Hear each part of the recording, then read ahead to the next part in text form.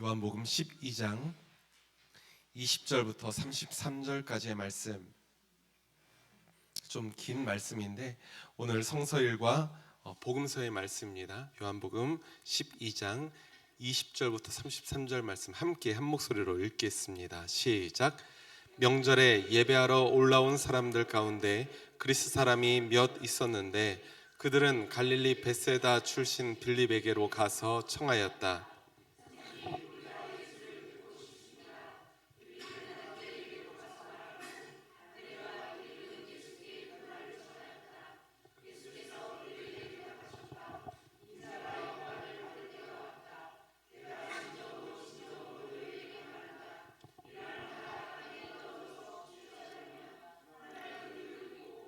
죽으면 열매를 많이 맺는다.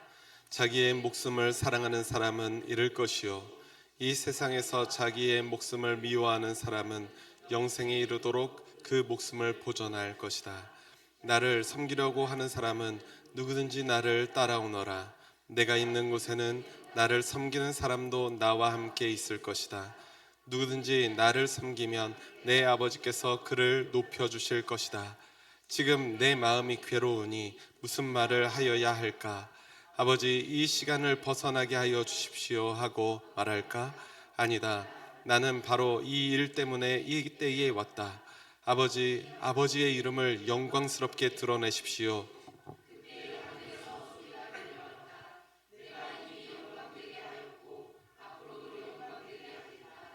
거기에 서서 듣고 있던 무리 가운데서 더러는 천둥이 울렸다고 하고 또 더러는 천사가 그에게 말하였다고 하였다. 예수께서 대답하셨다. 이 소리가 난 것은 나를 위해서가 아니라 너희를 위해서이다. 지금은 이 세상이 심판을 받을 때이다. 이제는 이 세상의 통치자가 쫓겨날 것이다. 내가 땅에서 들려서 올라갈 때에 나는 모든 사람을 내게로 이끌어 올 것이다. 이것은 예수께서 자기가 당하실 죽음이 어떠한 것인지를 암시하려고 하신 말씀이다. 아멘. 아멘. 할렐루야. 네, 오늘 여러분들이 본당에 예배당에 들어올 때 뭔가가 많이 바뀐 모습이 눈에 많이 띄셨을 겁니다. 일단 뒤쪽에 들어오자마자 이상한 카메라가 큼직한 게 새로 설치되어 있고요. 또 음향 여러 가지 손을 보고 조금 더 온라인 송출 같은 경우도 조금 퀄리티 좋게 여러모로 바꾸어 놓았습니다. 그래서 어제 그 시공을 다 하고 오늘 마지막 여러 가지 악기나 음향이나 영상 시스템을 다 세팅을 해주시고 또 교육까지 해주시고 돌아가시기 위해서 여기 이쪽에 보면 스톰프라는 우리 회사의 음향 회사의 한진호 대표님이 계십니다. 우리 수고해 주셨다고 오늘 박수 한번 부탁드릴까요? 네.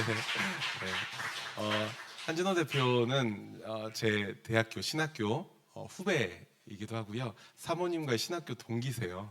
네, 그래서 그런 악연이 있지만 네, 그래도 제가 믿고 항상 조언을 구하는 사랑스러운, 그건 빼고요, 후배입니다. 네, 제 아끼는 후배입니다.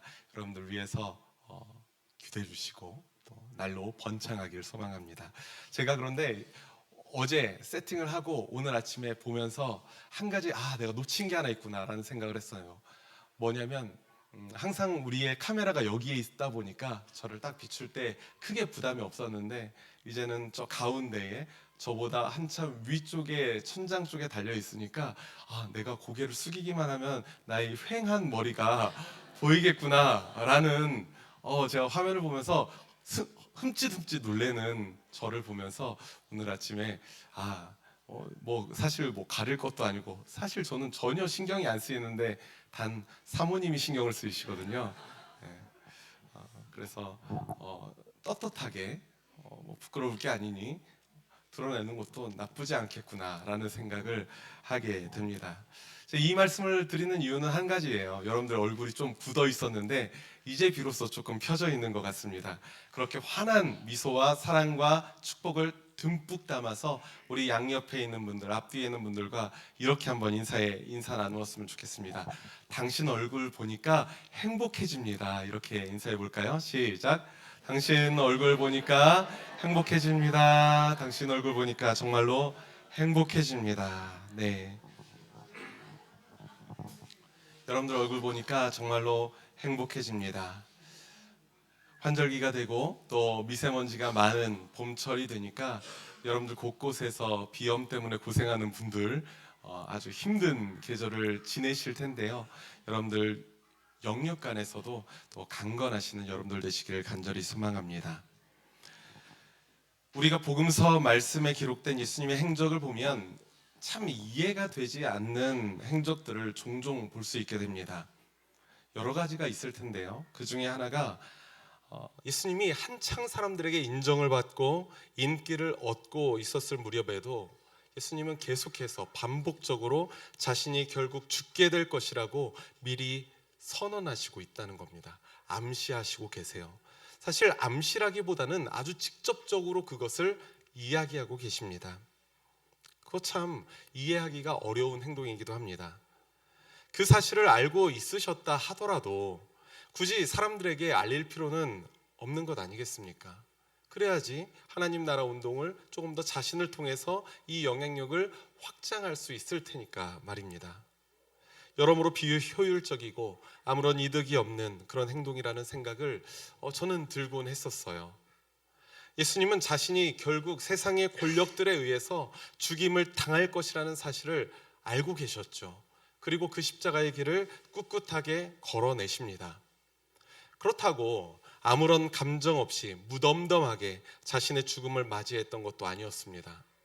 예수님도 자신에게 닥쳐올 고통스러운 죽음을 피하고자 하셨어요. 마가복음 14장 36절 말씀을 보면 겟셋마네 동산에 오르신 예수님께서 근심하고 괴로워하며 기도하시는 모습을 볼 수 있습니다. 아빠, 아버지께서는 모든 일을 하실 수 있으시니 내게서 이 잔을 거두어 주십시오. 십자가라는 이 고통스럽고 수치스러운 형벌을 앞에 두고 가장 솔직했던 기도가 아닐 수 없습니다. 고난의 잔을 나에게서 거두어 주십시오. 하지만 예수님은 고난의 잔을 거두어 달라는 이 기도로 마치지 않으시죠. 이어서 뭐라고 기도하십니까? 그러나 내 뜻대로 하지 마시고 아버지의 뜻대로 하여 주십시오. 이렇게 기도하시면서 자신의 뜻이 아니라 아버지 하나님의 뜻이 자신을 통해서 이루어지기를 간구하고 있다는 것입니다. 오늘 우리가 읽었던 본문의 말씀에서도 그 부분이 나오죠. 예수님께서 27절에 보면 이렇게 말씀하십니다. 지금 내 마음이 괴로우니 무슨 말을 하여야 할까? 그때 두 가지 태도가 있습니다. 아버지, 이 시간을 벗어나게 해주십시오. 그렇게 말할까? 그런데 예수님의 답은 뭡니까? 아니다. 뭐라고 얘기하냐면 나는 바로 이 일 때문에 이때에 왔다 라고 말씀하시는 거예요. 겟셋마네 동산의 이야기를 같이 기록하고 있는 누가복음 저자는 그때의 예수님에 대해서 이렇게 말씀하고 있습니다. 예수께서 고뇌에 차서 더욱 간절히 기도하시니 땀이 핏방울 같이 되어서 땅에 떨어졌다. 땀이 핏방울이 되도록 예수님의 기도가 그토록 간절했다는 것입니다. 예수님의 공생애에는 십자가를 향해 다름박질하는 그 과정처럼 보이기도 하는 것이 사실입니다. 오늘 우리가 읽은 요한복음 12장의 본문 바로 앞에 말씀을 보면 예수님이 예루살렘에 입성하시는 이야기가 나와요. 그럴 때 유대 사람들이 종려나무가지를 모두 다 꽂고 나와서 호산나 호산나를 외치면서 기쁨으로 맞아들이는 장면을 우리가 볼 수 있습니다. 12장 13절 누가복음 12장 13절 말씀을 보면 호산나 주님의 이름으로 오시는 이에게 복이 있기를, 이스라엘의 왕에게 복이 있기를, 이렇게 크게 외치고 예수님을 환대하고 있어요. 그런 환호를 들으면서 예수님을 호위하고 있었던 예수님의 제자들의 마음은 어땠을까요? 만약에 여러분들이 그 예수님의 제자였다면 어떤 마음이 여러분들의 마음속에 들었을까 한번 생각해 보십시오. 이제부터는 유대 땅의 중심지인 바로 이 예루살렘에서 예수님과 자신들이 무엇이든 대단한 일을 이루어낼 수 있을 것이라는 어떠한 벅차오르는 감정을 그들은 분명히 감출 수 없었을 것입니다. 표정이 완전히 하늘을 나는 표정이었을 거예요. 비단 그 제자들을 환호하는 것은 아니었겠죠. 예수님을 환호하고 있지만 그들은 예수님과 함께 더불어 하나님의 나라를 이루어갈 것이라는 어떠한 확신이, 물론 예수님이 생각하셨던 하나님의 나라와 이 제자들이 생각했던 하나님의 나라는 뭔가가 다른 곳이었지만 그런 확신이 그들을 굉장히 들뜨게 만들었을 것입니다. 심지어 예수님을 시기하고 죽이려고 했던 그런 바리새파 사람들조차 이렇게 말합니다. 이제 다 틀렸어. 보시오, 온 세상이 그를 따라갔소. 자포자기하는 거죠. 이제 예수님에게로 다 갔구나. 우리들의 패는 이제 없구나 라고 생각을 하는 겁니다. 이제는 진짜 예수님과 예수님을 따르는 사람들의 영광의 시대가 온 것처럼 보이기도 합니다. 마침 예수님께서도 이렇게 말씀하십니다. 23절 말씀 한번 보십시오. 인자가 영광을 받을 때가 왔다. 우리 함께 23절 말씀 다시 한번 읽어볼까요? 23절 시작. 예수께서 그들에게 대답하셨다. 네, 인자가 영광을 받을 때가 왔다. 이렇게 말씀하시는데 과연 그 영광이 무엇이냐는 것이 예수님과 제자들의 가장 큰 차이점이었죠. 예수님이 말씀하신 영광에 대해서는 이어지는 24절 말씀에서 분명하게 전달되어집니다. 함께 본문 24절 말씀도 함께 읽겠습니다. 시작. 내가 진정으로 진정으로 너희에게 말한다.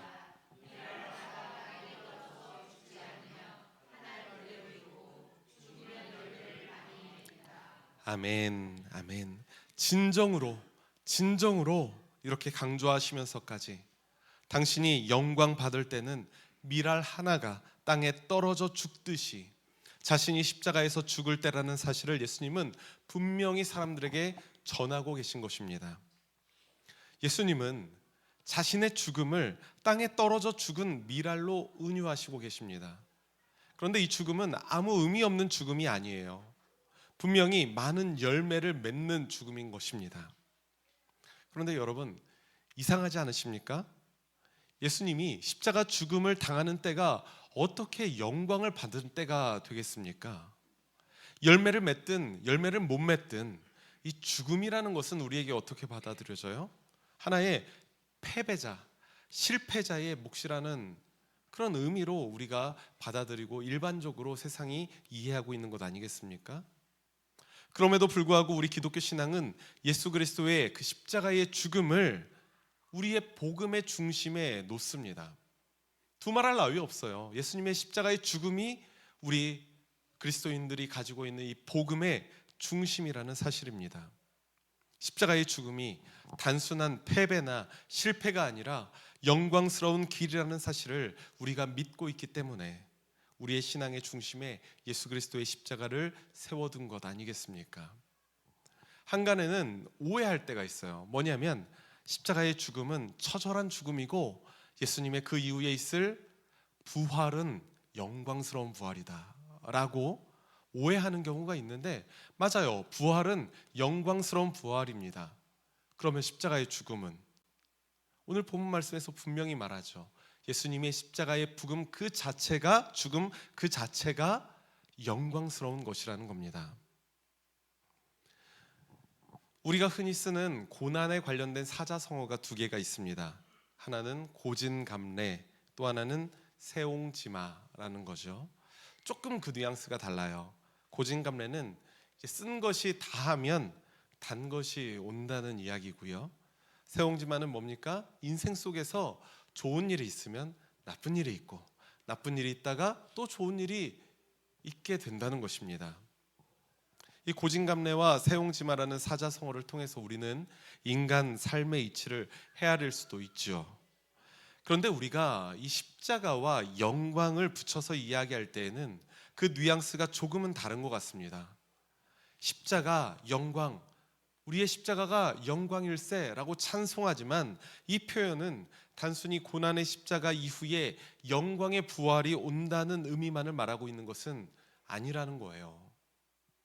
기독교 복음은 고난의 십자가가 끝날 때 영광이 시작된다라고 가르치는 것이 아니라 고난의 십자가 그 자체가 주님의 영광을 드러내는 것이라고 우리에게 분명히 알려주고 있는 것입니다. 어떻게 이것이 가능할까요?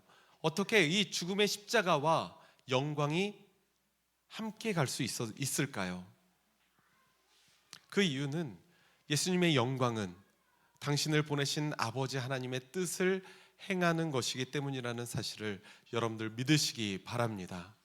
그래서 예수님의 순종을 통해서 하나님의 영광이 우리에게 드러나는 거라는 것입니다. 예수님이 철저히 낮아지고 고통을 겪으며 죽임 당하는 것조차도 세상을 구원하시려는 하나님의 뜻에 순종하는 것이기 때문에 영광스러운 일이라는 것이죠. 우리는 다시 땅에 떨어져 죽은 미라를 언급하시는 예수님의 말씀으로 돌아가서 십자가를 묵상하게 됩니다. 땅에 떨어져 죽은 미랄이 다시 밀의 싹을 틔우고 생명의 원천이 되는 것은 자연세계의 이치입니다. 생명을 자라나게 하는 하나의 생명의 사건이 분명합니다. 미랄의 죽음이 미랄의 생명으로 이어지는 거예요. 그런데 여기서 중요한 점이 하나 있습니다. 미랄이 땅에 떨어지는 시기가 매우 중요하다는 거예요. 만약에 미랄이 얼마 전 1월에 혹독한 겨울 속에서 딱딱하게 얼어 있는 그 땅 위에 그 미랄이 떨어졌을 때에 밀이 생명을 싹틔울 수 있겠습니까? 말도 안 되는 일이죠. 그 미랄은 그냥 얼어서 죽을 뿐입니다. 생명을 자라나게 할 수 있지 않습니다. 미랄은 적절한 때에 좋은 땅에 떨어져야 생명을 싹 틔울 수 있다는 사실을 여러분들 기억하시기 바랍니다.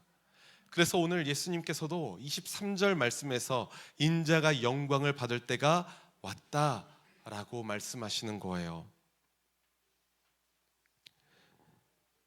그리고 27절 말씀에서도 이렇게 얘기하죠. 괴로우니 무슨 말을 하여야 할까? 아버지의 시간을 벗어나게 해주십시오 라고 해야 되나? 아니다. 뭐라고요? 뭐라고 하십니까? 나는 바로 이 때에 이 일 때문에 이 때에 왔다라고 말하고 있는 것입니다. 미랄이 땅에 떨어져 죽어 또 다른 생명을 싹 틔우듯 예수님께서도 십자가에 달릴 바로 그때 십자가로 인해서 이 온 인류의 죄와 사망의 법을 깨뜨릴 바로 그때가 온 것을 예수님은 알고 계셨다는 사실입니다. 사랑하는 우리 초록교회 신앙가족 여러분, 성도 여러분들도 아시다시피 십자가는 가장 참혹하고 가장 잔인한 죽음의 형벌입니다. 하지만 우리 믿음의 사람들은 십자가를 두고 생명의 십자가, 영광의 십자가라고도 부르죠. 예수님이 짊어지셨던 이 십자가는 죽어가는 생명을 살리는 십자가였고요, 하나님의 뜻에 순종하여서 그분께 영광이 되는 십자가였기 때문인 줄 믿습니다. 그런데 예수님뿐만이 아니에요. 중요한 것은 예수님이 그렇게 하셨다는 것을 우리가 아는 것이 아니라 교회 공동체와 우리들도 예수님이 그렇게 하셨다는 것을 알고 예수님이 우리도 그와 함께 십자가를 지실 것을 바라신다는 것을 깨닫고 예수님을 따르기 위하여 끊임없이 죽어야 하는 과정을 마주해야 한다는 사실을 여러분들 기억하시기 바랍니다. 아멘. 변화를 위해 죽는 것이고요, 하나님의 영광을 위해 내가 죽는 것입니다.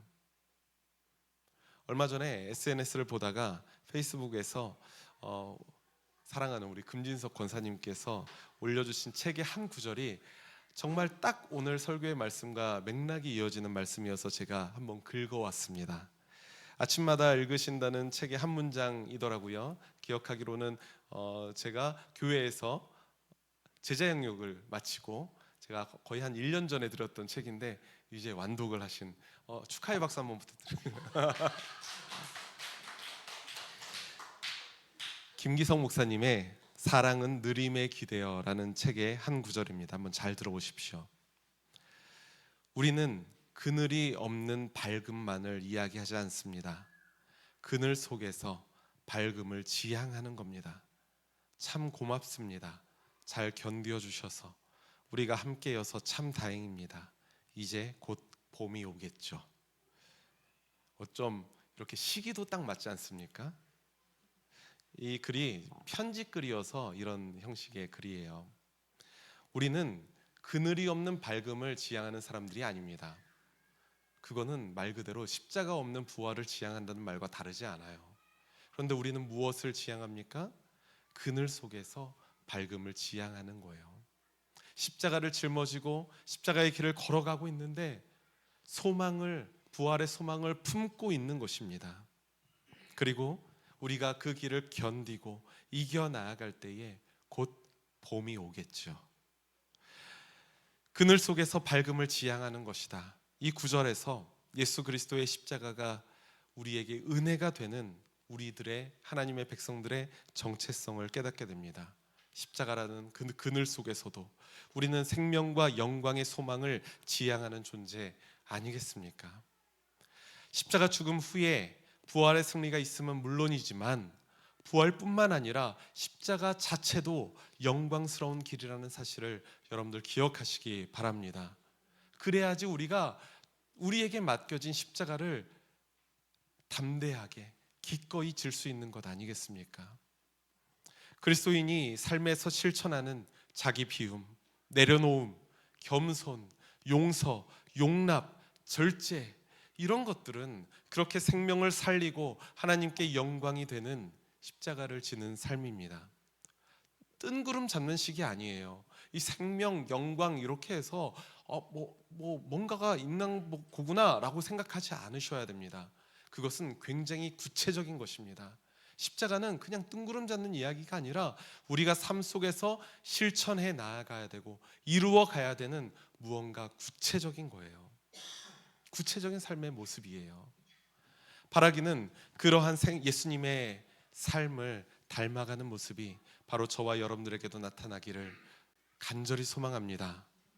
우리가 자기 십자가를 지고 예수님을 따르는 것은 부끄럽지도 수치스럽지도 않은 그 놀라운 결단임을 여러분들이 기억하고 십자가를 통해서 예수님의 향기를 세상 속에 전하는 거룩한 하나님의 백성들이 되시기를 주님의 이름으로 축원합니다. 우리 함께 이 시간 말씀을 기억하면서 주보에 있는 공동체의 기도 한 목소리로 주님께 기도하겠습니다. 생명을 살리고 하나님의 영광이 된 십자가를 지신 주님, 오늘도 말씀을 통해서 하나님의 영광 앞에 겸손하게 서게 하심을 감사합니다.